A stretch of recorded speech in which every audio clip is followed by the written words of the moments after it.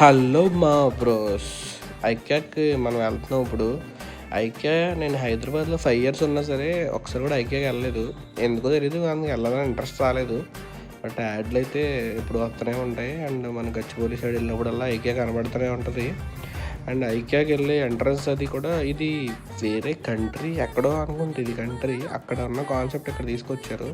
ఈ ఐక్యాలో నాకు నచ్చిన ఒకే ఒకటి ఏంటంటే ఫుడ్ అయితే కాదు, బట్ ఫుడ్ ఇది వచ్చింది కాబట్టి ఫుడ్ గురించి చెప్తాను. ఫస్ట్ అక్కడ లోపల రెస్టారెంట్ ఉంటుంది, బట్ ఫుడ్ ఏమంత బాగోదు, ఏదో అలా గడుస్తుంది. బట్ ఈ ఐక్యా ఎంట్రన్స్ మాత్రం ఎయిర్పోర్ట్ ఎంట్రన్స్లో ఉంటుంది. మనకి ఎయిర్పోర్ట్లో వెళ్ళినట్టు కరెక్ట్గా ఎంట్రీ పాయింట్ ఉంటుంది.